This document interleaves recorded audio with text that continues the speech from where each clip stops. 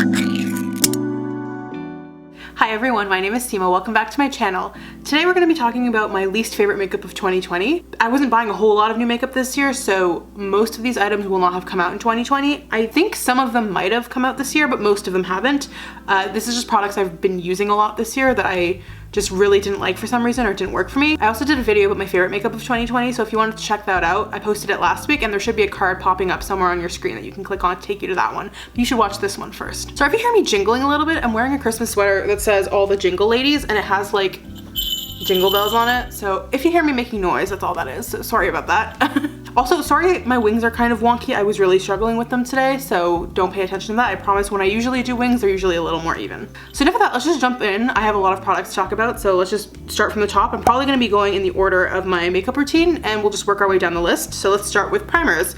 So for primer, I have 3 to talk about, but really they're 2 distinct issues. So the first one I want to talk about is this primer by Pixi. Their Flawless and Poreless primer. This primer just, it doesn't really do anything. I feel like it's like, this primer is like really thick and just feels like really strange on the skin. Like there's nothing like objectively wrong with it, but it also doesn't like really do anything that makes me want to keep reaching for it. Like it's got a tint, but the tint doesn't actually like tint your skin in any way or help with coverage. It's kind of thick and it has like a bit of like a moussey feeling, and it kind of feels like the Benefit Professional or really any kind of like thick pore filling primer. Like it says it's supposedly poreless, but I just feel like it doesn't go on as smoothly and as like easily as those other primers do. It's Pixi, which is like, yes, technically a drugstore brand, but it's not like cheap like Maybelline or L'Oreal or like a different drugstore brand would be. So it's like at this price I would want it to do a little better, and if it's not doing what I want, I would rather reach for something that's like maybe a few dollars more but like actually makes me feel like something's happening on my face. This one's a no. The other thing I want to mention is, I'm gonna mention these together. They're both like mini sizes of the Becca primers. It's the Becca Backlight priming filter and the Becca First Light priming filter. I don't feel like these do anything,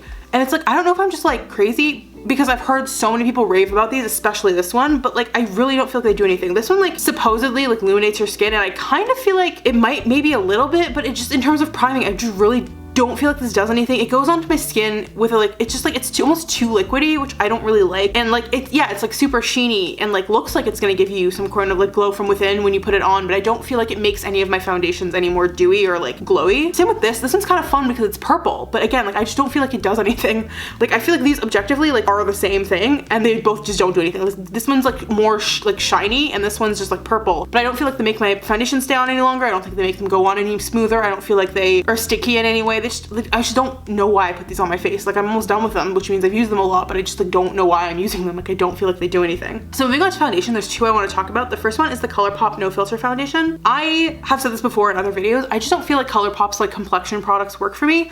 I kind of want to give them another go and like try the new Pretty Fresh foundation, but I didn't like the Pretty Fresh moisturizer or the Pretty Fresh concealer. So I feel like giving the foundation another go is just like trying to lose again. But yeah, this just like, I feel like a lot of people like this, but for me, it just like, it didn't go like sink into my skin. It just felt like I was like wearing a layer of like goop on top of my skin.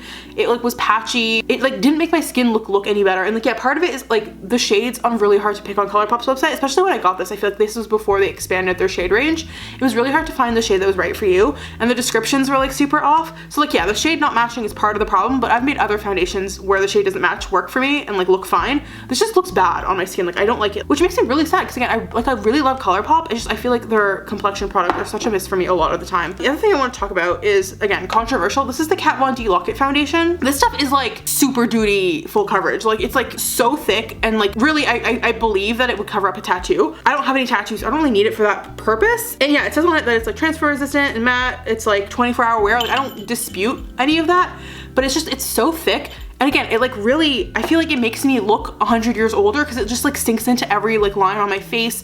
It's just like super, super thick. I don't feel like I can like spread it really like effectively without piling it on. Like it's just like a really difficult to use foundation. Like I don't think it's very user friendly, and it just doesn't look good on my skin. Like I always feel like I just look super crepey and gross and weird. It just doesn't do what I want foundation to do, and so I never find myself reaching for it, even though like I know a lot of people love this stuff. So I don't know, maybe it's just not for me. Like I don't know, but it's like, it really is just like, I feel like the first time I tried it, I thought I'd gotten a dud or something because it was like so thick and goopy and gross, but then I went to the store and got a sample to like compare, and it was like the same sort of consistency. So I think it's just the consistency of the foundation is just not for me. Next up we have concealers. I haven't really tried any like horrible concealers this year. The one I'm gonna bring up again is the Colourpop Pretty Fresh concealer that I just brought up. This like allegedly has hyaluronic acid in it, which is like allegedly good for your skin, but like I'm not a skincare person. I don't really care. I don't put on concealer for like skincare benefits. I put on concealer to conceal the shit under my eyes. This is like fine. It like doesn't, it's not as full coverage as I would like it to be. It's very mediocre. I feel like the reason this is on my worst makeup list is like, one, I didn't try anything that was like objectively like a lot more terrible, even though because I just wasn't trying a lot of concealers, but it was disappointing because people hyped this up a lot. And I was like, and I think there's a place for like lower coverage concealers. You know, some people just don't need it, or you just want to like brighten up more so than like cover. You just want like a little, you know, boost of like wakefulness or whatever. This didn't do that for me, but it was just like, I don't know, I didn't like the coverage. I didn't like the lasting power. I didn't think it looked very good on me. It just was very meh. It's not, again, it's not terrible. You're not gonna get it and be like, I need to throw this away, but it's also not great. Like I would go to like the drugstore and get like a Maybelline Fit Me foundation for like the same price and be a lot happier. I don't have any like powder contour stuff to talk about. Again, I've been using my Kat Von D Shade and Light pretty consistently, and that's been really good. However, on the flip side, I have her sister palette, the Kat Von D Crème Shade and Light contour palette. I don't like this. I was so looking for, like, I was really hoping this would be a win because again, I love the powder one so much, but I just don't like the formula on this. It's like really greasy and like weird. Again, like I get that creams are creams, but like there are creams that are like creamy consistency, and there are creams that like straight up just feel like grease with pigment in them. And this that's just such a greasy quality. I feel like when it went on my skin, and this was like without any powder products on, because obviously like you put creams on, then you put powders on top, but even like it just like made my skin feel like super muddy, which was like super weird. Like I have tried other cream products before and they never really do that to me. This like just like so greasy, made my like skin look really muddy and gross. Like even if my brushes were clean, like it was not a brush issue, it was not like a my face issue, it was not like a putting powders on top or putting like a cream on top of powder. It was just like the formula on this was just very bizarre. I couldn't figure out like I tried different brushes. It was just like it was weird. It went on weird. It was very disappointing because I like the powder one so much. Disappointing. Don't recommend it if you want liquid contour. So I have a bronzer, I have a blush, and I have a highlight I want to talk about. Oh, sorry, I have two bronzers actually.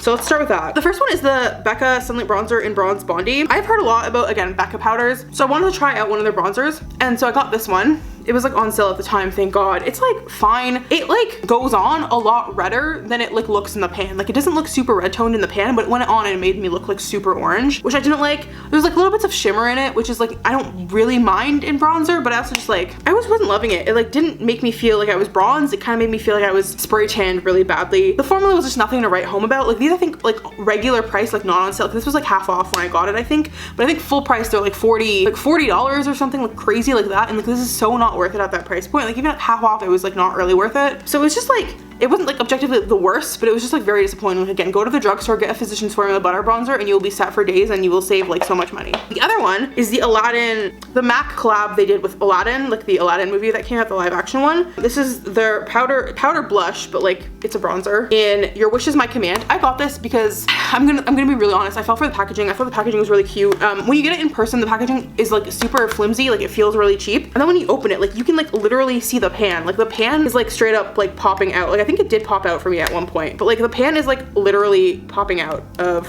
the compact. Like, yeah, the little like the lamp is like really cute embossed into it, but it's just like the color was like fine, but it was just the packaging was so disappointing that I was like, why? Because again, I got it mostly for the packaging. Like I got, because the product inside was fine, but it was just like, I was not like lusting after MAC's bronzer products. Like I was not like, I need to have a MAC bronzer right now. I was like, I need a bronzer and this packaging is really cute. And so for the packaging to be so cheap feeling and like just disappointing. Like, I know this movie came out last year, but like I really was like trying to use this year. And so and it just really reminded me that A, the product is like nothing to write home about, and B, the packaging was like the biggest disappointment. Like this could have been like super weighted and beautiful and like a lovely like display piece, and it was just like so disappointing. Like why can I see the pan? I should not have, like I should not pay money, like MAC Cosmetics money to see a pan, which is like such a stupid thing to complain about, but it's like Physicians Formula butter bronzer has better packaging than this. Why? So blush, I didn't have any blushes that were terrible this year. This is like not a bad blush, but it's also like, again, this comes back to like price value, right? Like this is like This is the Charlotte Tilbury Cheek to Cheek blush in Pillow Talk. This blush is like, here, so you can see like I've used this like quite a bit. It's just nothing to write home about. Like, you know, like I feel like that's the thing with Charlotte Tilbury is every Charlotte Tilbury product I've tried, it's like fine, you know? It's like never worth the price. I've tried this blush. I have like another product I'm gonna talk about. I've tried like their lipsticks. Like I've never tried a Charlotte Tilbury product and been like, this is worth the price. I feel like so much of it is literally just the branding and the packaging, because the packaging is nice. So much of it is branding and packaging and like the bougie factor of having Charlotte Tilbury, which is I think a brand that caters probably predominantly to like older white women. But like this blush is, I think this is like $50 or like $47 or something ridiculous. And again, I got it during a Sephora sale. I did not pay that price. But like, it is outrageous to me that they are selling these and they're selling good. Like this is out of stock forever.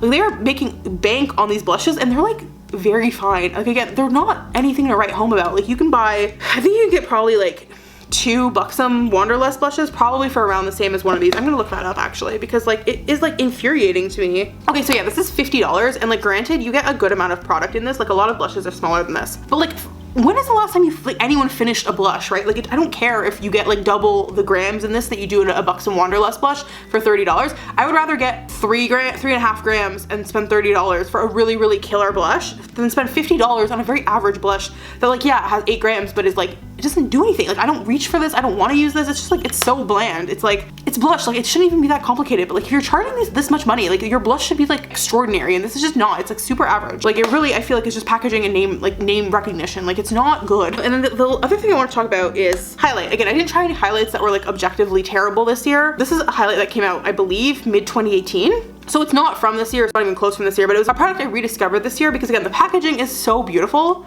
And this, I will say, they actually like splurged on the packaging and like you can feel it. It's really pretty packaging. When you open it, it's got like a rose like embossed into the actual highlight. It's the Smashbox Flawless Petal Metal Highlighter in Gilded Rose. This just like doesn't do anything. It put a lot of glitter on my skin, but it didn't really have the oomph that I would want a highlight to do. Like it didn't have like any sort of sheen. It kind of was just glittery. It like blends right into my skin and kind of disappears into nothing. The highlight I'm wearing today was a similar shade to this. So it's not the color. It literally is just like, this like blends away into nothing. I don't know how they do it because it like when you swatch it, it swatches like with a sheen and like there's pigment there and then you like blend it out and it's like gone. Like all you have left is like glitter. Like the actual pigment is gone. There's just flecks of like glitter all over my hand now. Again, got this on sale. Like thank God. I usually like splurge on like Sephora price stuff like on sale, but it was just disappointing. Like it was so pretty. Like if this was like an actually good highlighter, it would be such a massive hit because like the packaging is like, I'm obsessed with it. It's so pretty. It's so freaking pretty. And yet the product just fades away into nothing. And it's very frustrating because again, I was trying to pull, because like I wasn't buying new makeup this year. I was trying to pull stuff from my collection that I like had bought in previous years and like maybe not used enough or like wanted to rediscover, remind myself if I liked it or not. And this was so disappointing because I found it and I was like, oh my God, I remember this. I remember being so excited to buy this. I was like, why did I not really use it? And then I like tried to use it a couple times and I was like, oh, I remember why I like didn't ever reach for this. It's because it's like, it's bad. It blends away into nothing. I don't have any like setting sprays or fixing sprays. Like usually this is the part of my routine where I put on MAC Fix Plus, which is great. I don't really have any like things to rag on in that department, so we're just gonna move on to eyes. I don't have any eyelid primers either. Again, I kind of was consistent in using the same primer all year, and the other ones I tried were like fine. There was nothing like to really complain about, so move on to that. I have a lot of eyeshadow related things to talk about actually. The first one is the Colourpop Jelly Much Shadows. The problem with these is not that they're bad. They are actually very good. The problem is like they dry out so quickly. Like I remember I was trying to pull out this green one in Not Today to use when I was Cruella de Vil for Halloween, and I opened it and I was so stoked to put it on because it was like the perfect color and it's like rock solid. And like I don't know, does anyone have like suggestions? Like can I put Fix Plus in this to somehow like revive it? Because it's like really disappointing. Like I really love these, and I especially love these shades that I have, and the fact that they dried out is like so freaking upsetting to me because they have so much potential. And it's so disappointing because when these are like, you know, not dry, they go on so beautifully. They don't crease, but they put such like high pigment color on your lids. Like just the fact that they dry out so quickly is why I can't recommend them, because like, yeah, they're only like $6 or so, but they just dry out so fast. It's such a bummer. And like, yeah, I don't know. If anyone has any recommendations on how to fix that, please let me know, because I would love to not have to throw these away because they're just like so good. They are so good. Okay, so the other three things I want to talk about are all eyeshadow palettes. The first thing is the Urban Decay Naked palettes. I have the Naked Cherry and the Naked Heat. I almost fell for it and almost bought the Naked Honey. And then I was like, girl, slow your roll, and I didn't do that, thank God. I never really like got the Naked palettes when the Naked 1, 2, and 3 were a thing, and the Naked Smoky, and I haven't really gotten the new like Naked 1 Reloaded, revamped, whatever it's called. But when I got the Naked Heat, it was because I'd heard like good things about this palette, and because I'd wanted to kind of get in on the Naked hype, even if it was a little bit late for the originals. And I went in expecting a lot. Like, I know Urban Decay hasn't really been like on their game in a very long time, but I'd heard good things about both of these palettes, so I was like, all right, I'll give it a shot. And my issue with these palettes is like, I just feel like they're too big. There's 12 shades in each of these palettes, but like every single look I've ever done with this palette looks the same because the gradient is so gradual that like half of these shades look the same when you put them on your eye. Like, there's no need for this palette to be so big. And I think they made like a mini heat. I feel like they should just like do that with all of these and not even bother with the big ones. Like, same with this one, the Naked Cherry. Like, half of these look exactly the same on your eyelid. And so I found that the looks I was doing were like exactly the same. No matter like if I felt like I was picking different shades, they all came out looking like the exact same eye. And I don't want a palette, like if I'm gonna use a palette, I want to be able to at least get like 2-3 looks out of it, you know? So that was disappointing. The packaging is nice. Packaging I have no complaints about. The eyeshadow quality was also just like super like fine. Like, Urban Decay I feel like has really lost their touch. I used to be like at the top of the eyeshadow game, and now it's just like there's like really, I never hear any hype about them. Using these, I was not blown away by the formula. Like, it wasn't bad, but it was like pretty mediocre. And so this is just disappointing. Like, again, I reached for these again because they're like, if you just want to do like a very basic look, like they require very minimal thinking, which is why I still have them. Like, you can pull together a look very easily, but it's always going to be the same fucking look. Like, they're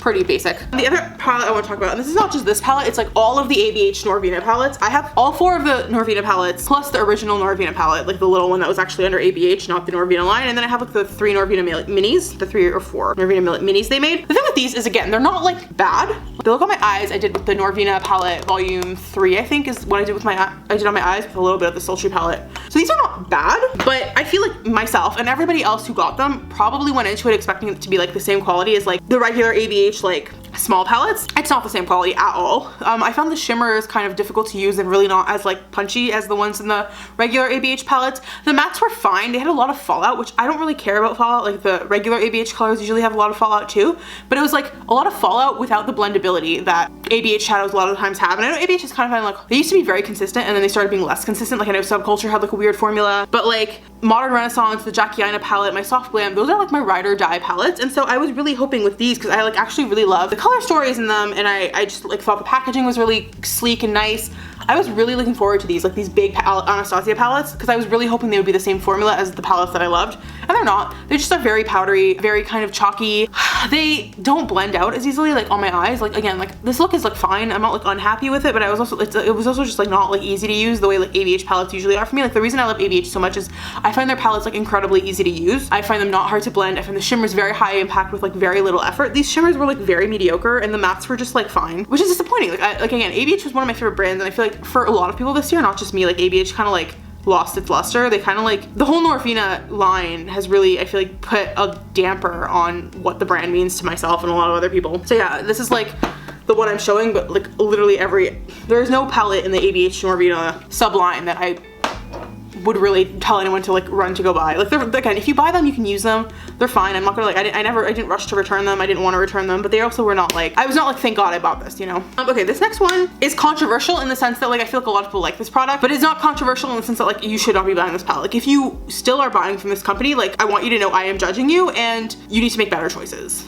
Either that, or just like straight up like acknowledge that you are either actively racist or racism is not a deterrent for you. And with that, I'm gonna say this is the Jeffree Star Cosmetics Blood Sugar Palette. So I'm gonna do a little bit of a disclaimer here. One, I've been aware of Jeffree Star probably longer than most people have, in the sense that like, I knew who he was before he got into makeup. I was unfortunately, or fortunately, however you want to call it, very dialed into like the emo slash scene slash alt era of like the world. So like, I was very into like following Warped Tour in like 2007, 8, 9, 10, 11. So I knew who he was. I did not like him then. He was not well liked then either. And I know he will now probably say that that was just like homophobia or people thinking he was weird. No, it was because he was a jerk. Back then, people knew he was a jerk. This was not news to me. When I got into makeup and realized he was just like a big figure in the makeup community, I was baffled, because again, I was like, he was just so unlikable, and it was not, I didn't feel like he had changed in any way. Like, he was still super unlikable and mean and rude and like just like not a good person, and just so obviously not a good person. And like, I could not believe how many people fell for that Shane Dawson documentary about him. I was like, it was just so absurd to be like, yeah, I struggled, therefore all of the shitty, horrible things I've done, like, you guys should actually feel bad for me for. Like, I have had struggles too. I've been bullied, I've been like abused, and it's never like made me want to say racial slurs. My struggles have never made me want to like punch down at another community, you know? So anyways, I've never been into Jeffree Star. He blocked me on Twitter a couple years ago because he called my friend a cunt, excuse my language, and I understandably was upset with that because my friend had not said anything particularly controversial, had not tagged him, you know, was just minding her business. And I didn't even say anything rude. I was literally like, you need to stop paying attention to what people you don't like say and just like focus on your fans. Like literally that was the gist of my message. It was not rude. But anyways, he blocked me, which is, you know, he's entitled to do that. So the story of how I came upon this palette, what I'm trying to say is I have never supported Jeffree Star Cosmetics, not even for a second. I've never wanted anyone to support Jeffree Star Cosmetics. I do own 2 of their products. I own this Blood Sugar palette and I have one of his velour liquid lipsticks in Androgyny, I believe is the color. Those are both gifted to me. So to my understanding, the person that like gifted these to me was not like, they're not a person that like really knows makeup. So they went to a Morphe store and kind of was just like, what is like popular? Like I have a gift to you for someone, this is my budget, like what is good? They were like, get the Blood Sugar palette, and they were like, get her this lipstick, it's like our most popular shade or something, and and it was Androgyny. So this person gave me these gifts, like it was a gift, so I wasn't gonna start like going on like a tirade about how much I hate this man and think his like company is highly unethical and, you know, supporting it is highly unethical. So I just like, I accepted it. I was like, whatever. I've always actually been curious because everyone who justifies purchasing from Jeffree Star Cosmetics talks about how it's like the greatest brand under the sun and how like the products are so good you can't get them elsewhere. And so I kind of have always been curious, but again, not enough to like pay money for his products. And so the reason this is on my worst product list is not because of any of the stuff I said. It's not me being spiteful. It's not me being like, oh, I like hate this man. It's literally just like, these products are not good. Like I feel like everyone who says this is a good palette is like, I don't know what universe they're living in. I don't know if this is like somehow a dud or something, but this palette is like I will give it to him. The packaging is kind of fun. I like the packaging. I like the little clasps. It's like fun packaging. You can tell like effort went into the packaging. This is like, this palette creased on me so badly. I use the same primer I use every day of my life. I applied the shades the same way I apply like all eyeshadow. I have not had a palette crease on me this badly since I was using drugstore palettes without primer, like when I first got into makeup in like 2013. It was so bad. Like I cannot explain to you how like horrifically terrible this palette is. Like it like, and again, the shades are like nice. Like I'm not trying to be a bitch. Like I'm trying to be like, really objective about the makeup, but like, cause like, yeah, the shades are nice. It's like, like if this palette worked, I'd be kind of mad that again, someone paid Jeffree Star money for it, but I would be like, whatever, at least now that I have it, I'll use it. This is like just objectively not a good palette. Like it just, I cannot explain to you how bad it creased. Like it wasn't even just like creasing or like, you know, like kind of like fading or like breaking apart. It was straight up like lines on my eyelid. It was so bad. Like again, I will say the like Androgyny liquid lipstick, that was great. I'm not gonna pretend it was a bad lipstick, it was fine. I don't think it was like as good as everyone says. This whole idea that you can't get good liquid lipsticks anywhere else. They're like fine. They're like comfortable. The color was nice, but again, like at the time, the Colourpop satin's just as good, if not better. And this is gonna be controversial because I know like they feud or whatever. The KVD liquid lipsticks just as good, if not better. There are so many good liquid lipstick options, man. Like Dose of Colors liquid lipsticks blow Jeffree Star's lipsticks out of the water. Are you kidding me? So again, I don't think there's any reason to be buying Jeffree Star Cosmetics. Even if they were the best products in the world, like dude is like hella racist. Cannot apologize for the life of him. Like even if he's not like no longer a person who like does racist actions, he clearly does not care enough about the consequences of his actions to actually like articulate a proper apology. Yeah, no, absolutely fucking not. Like there is no reason to be purchasing anything from that man. Sorry I went on a little tirade, but like it just makes me so angry that people justify giving bad people money because their products are irreplaceable. No product is irreplaceable. Like just accept that you have no moral backbone if you're gonna keep like buying products from that man, because like it's not it. It's super not it. What's next on my routine? Let's do eyeliner. Speaking of Kat Von D, if you've been watching my channel at all, you know I have like a feud with these Inkwell liners. It says shake well. You're supposed to shake them very well and then put them on, and like these are bad. These are so bad. I have 4 colors. I have Whiteout, I have Outlaw, I have Vampira, and I have Dark Wave. These are terrible. Every single time I've used them, I've never been able to do like just a straight line. Like they're so hard to use, which is like very bizarre to me because like the applicator is like super normal, you know? Like I've used applicators like this before. This just has like a very weird consistency. Like it's like almost too liquid, but then also like not liquid enough. Like you cannot just draw a straight line. I don't even know how to describe it. Like they're incredibly bizarre to me in that like if there is actually just like straight up like just like liquid eyeliner in this little well, and the brush looks perfectly fine. I don't know why they are so incredibly difficult to use, but it's like I've never once been able to just like draw the shape I want to draw. I can't draw circles with this. I can barely draw a straight line. They should have more pigment, I feel like, for what they are. Like it's very hard to go over eyeshadow with these, even like the darkest color or like the whitest color. Like it's bizarre. They're very bizarre. They're really hard to explain. Like I love the KVD, like the tattoo liner, like just the regular felt tip. It's so good. So I don't know why these are so terrible. They're like objectively like awful. I only keep them because I'm like, well, maybe somehow I'll find a way to make them work, because I really do like the colors, but they are so bad. I cannot explain to you how bad they are. Like Do not buy these. I don't even know if they still sell them, but they're so terrible. Don't do it. Makes me so mad. The other eyeliner I want to talk about is this Pixi. Sorry, there are 2 Pixi products in this video. I feel like I'm ragging on them a lot. It's this Pixi collab with, I'm sorry, I don't know who this influencer is, but it's a duo. There's like a felt lip liner on this side and like a pencil like kohl liner on the other side that like is like, you spin it and it comes in and out. This is bad. I used it today to do my lids, or to do my wing liner and my waterline, because I wanted to like I wanted to double check that it was like as bad as I remember. This brush, like the actual liquid is really nice. Like it's very smooth. It's very like, it's not too thick. It like you can draw a pretty nice line with it, but I just find like the actual brush, I think it just might be too thick or something. It's like, I just find the brush really hard to use. It was impossible for me to make my wings even. I really struggled using the brush, even though I feel like the actual liquid is fine. My real gripe is with this side, the pencil, the kohl. You cannot see it in my waterline, because even though this goes on the hand like pretty dark, it does not go on your eye. Like I was like literally rubbing on my eyelid or on my lower lash line for like, I swear what felt like 5 minutes, and like nothing. It was like a little hint of gray. Like it was just like so bad. This is bad. Literally just get like a Maybelline pencil liner, and like if you want a drugstore option, get the NYC liquid liner, or if you want a high-end option, get the KVD tattoo felt tip liner. So much better than like any of that. Just not good. I feel like these videos are always so mean. Like they feel so aggressive. Like I'm not like aggressive about it. It's just like they make me upset. Okay, so let's move on to mascara. I have 3 mascaras to talk about. I've already mentioned in my Colourpop video that the Colourpop mascaras, I've only tried this one color. This is a Wine O'Clock. I hated this. I feel like it did not coat my lashes at all. I felt the formula was way too dry, so again, it didn't coat my lashes at all. It kind of clumped them together. The color was just like, this is like a kind of dark color, so I could see like maybe this like why it wouldn't show up, but it like really just did, like, I felt like I was again putting it on for 5 minutes for very little payoff. These were just bad. They're cheap, and like I feel like if these worked well, they'd be such a good option, because like you're not often going to be putting on like colored mascara. Like most mascara you put on is black. You'd only really do it for like some sort of like, you know, special occasion look. They're not good. Like, even for like $5-6, they're just not, or $8 even. They might be $8. I can't remember anymore. Colourpop keeps moving their prices up, but they're just not good. Don't get them. I'm sorry. These are like, this is bad, and if the rest are anything like this, they're bad. The other 2, they're mostly like, my gripe is about the pricing. So the first one, I'm sorry, these are all like Kathleen Light's recommendations. Usually Kathleen's recommendations work really well for me. These did not. The first one is the Lancome Monsieur Big mascara. This is like, again, it's fine. Like Kathleen, I think I said this is what like either her favorite mascara or one of her favorites. This just doesn't really do anything for me. Like I said this before, that I think mascara is one of the things where you can like get just as good, if not better, products at the drugstore, and like literally like go spend $6.99 on like a L'Oreal Lash Paradise, or even like $3.99 on like an Essence Lash Princess. It's better than this. I found this look it's just like very goopy. It's almost too liquid. Like I think part of the reason I like the Pat McGrath mascara so much is because it's pretty dry for a mascara, which probably makes it dry out faster, but I just like the way it like looks my like lashes better. I just find this like coats my lashes but doesn't really do anything. Like it just makes them heavy. They don't curl any better. They don't look particularly thick, particularly long. It just doesn't really do anything. I'm just kind of like, okay, whatever. But for the price, I just feel like it should do more. The other 2 products I want to talk about are the Marc Jacobs mascara and primer. These are $35 each. I got this because Kathleen Light said it makes every mascara look better, and I don't disagree with that. Like I think it does make every mascara look better. I don't know if it's necessarily like an essential. Like again, it's $35. I feel like it doesn't do enough for me to justify an extra $35 product to my eye routine, you know? Like again, I could just put on Essence Lash Princess, or even that expensive ass Pat McGrath mascara I talked about last week, and like be fine without this whole extra step. I'm not gonna like say it does nothing, but it like, is it worth $35? I don't know. But this bitch, I've heard so many good things about this mascara, and again, it is $35. It's like, I don't know, it doesn't do anything. I don't think it's anything to write home about. And that's the thing with this, is like, it's not bad, but it's not worth $35. Again, the Pat McGrath one, I was like, this is $40, and it's kind of outrageous, but I kind of like was like,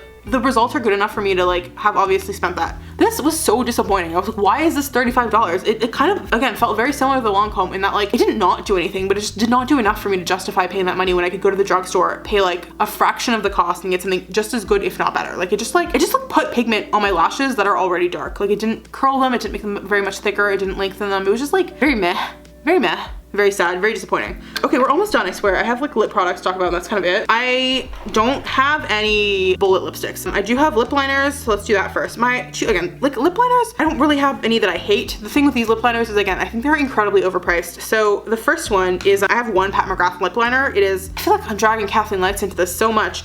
I love Kathleen's recommendations. I swear her like products are usually so good, but I got this Pat McGrath lip liner in contour because of her, because she was like, it's like the perfect shade. It makes her lips look so much fuller and better. I don't know, how much is this? Okay, this Pat McGrath lip pencil is $37. It comes with a fucking sharpener that no one asked for, but like this is $35. And yet, yeah, it's like a nice enough shade. And it's like super creamy. Like it's incredibly creamy. It is incredibly long lasting. Like I'm not disputing any of that. The shade is nice, but it is $37. And it's not like leaps and bounds beyond like my MAC lip liner and Spice, for example. So this is like outrageous to me. Like again, for the price, this is not worth it. Like it doesn't matter how good it makes your lips look. It like is not enough for the price. So like this was disappointing in that like I spent $37 on it and it was very fine. And my logic is the exact same for the Charlotte Tilbury lip pencil. This is $27. So it's $10 cheaper than the Pat McGrath one. But again, it's the same sort of thing where I'm like, I don't know, it's incredibly creamy again, but it's just like it's just not enough for me to justify buying it again. Like once I run out of this, I'm not gonna run to get another one. It's just like it's like $27 and I'm like, I could just get like, again, I have this one in Pillow Talk. I could just use a MAC lip pencil in like Soar and get the exact same like color and effect. So again, it was just like, it was not a matter of either of those products being bad. It was just for the price, they're just not worth it. Like there are some products where I'm like, this is a lot of money and it's a stupid amount of money to pay on a makeup product, but also if you pay that amount of money, you won't be disappointed. With these, it's just kind of like you are gonna feel underwhelmed, like incredibly underwhelmed. So then I don't have any bullet lipsticks. I think all the ones I tried this year were fine. Varying price points, all kind of did the same thing. Nothing really stood out as like terrible. So I have nothing to really say. So I have two things to talk about. So for liquid lipsticks, these are not even, I don't even think Colourpop makes these anymore, but the Colourpop Ultra Matte lipsticks, the liquid lipsticks are like, I've talked about these, I hate these so much. I have so many of them because I feel like I got a bunch when they first came out because Colourpop had not let me down before in lip products. And they reformulated these to my understanding and they were still bad. I got a couple more again after they reformulated because allegedly they made them not drying, because my big gripe with these is they are so drying. Like they're drying to the point where they like make every line on your lips like look 100 times worse. They'll start flaking off really badly once they dry. They should make your lips look so disgusting and crusty, and then they give you that weird like butthole lip. It's just like, it's bad news. It is so bad news. Yeah, I don't even think they make these anymore, but they're like, I was trying them again this year because again, it was very much a year of revisiting things and being like, do I still like hate these as bad as I remember, or have my preferences changed now that I'm older? It's like, no, these are so bad. I'm so glad they got discontinued. I am so glad they discontinued the satin lipsticks. So the liquid satins were phenomenal, had just as like long staying power, maybe not as quite as long, but the lasting power was so long and they were so comfortable. I'm so mad they discontinued those because they do not have a product now that I like just like as much as those. But these were like so bad. These deserve to be discontinued way earlier than they were. I cannot believe they reformulated them. I cannot believe these lasted longer than the satin lipsticks. They're like a crime against me how long these lasted because they are just like, they are so bad. Like I cannot explain to you how bad they are. I didn't talk about a best gloss because I feel like I'm not qualified to talk about best glosses because I think most glosses do the same thing, but I am qualified to talk about a worst gloss. And this is I think the one product I'm sure came out this year. I'm 99% sure this came out this year. I definitely got this year. Maybe it came out earlier than that, but I couldn't get my hands on it until this year because it was like consistently sold out. This is the Colourpop Mulan lip gloss in Phoenix. This is like the goopiest shit. Like it smells really nice. Like it smells like butterscotch, I think, or some sort of like smell that like a lot of kids like lip products when you were a child would have. Not like chapstick, but like, was it lip smackers? I don't even know, but it has like a very childhood familiar scent and like the color is really pretty. Like if this went on like just like smooth and like made your lips like glossy and sparkly, it would be beautiful. But it's just like so goopy in the worst way. It was like, it like makes your lips feel super gross and sticky and like it was just not good. Did not like it. Gave it another couple tries after the first time. It was just not my thing, not good. Did not like it. Sorry to Colourpop and Charlotte Tilbury and Pixi because I feel like I picked on them a lot in this video, but that is how it is. That's all the products I have to talk about today. If you like any of these products, isn't like a personal slight against you, like different things work for different people. They're just products that I did not like, did not work for me, and like were disappointing misses in my collection. I've been talking forever, my throat is really dry, so I am probably gonna wrap this video up now, but thank you so much for watching. If you wanna come back next week, you should subscribe. If you like this video, please drop a like below. Comment down below what your least favorite products of 2020 were. And if you wanted to hang out with me on other social media platforms, you can follow me on Twitter and Instagram. I post videos every Wednesday, so I'll see you guys next week. Bye!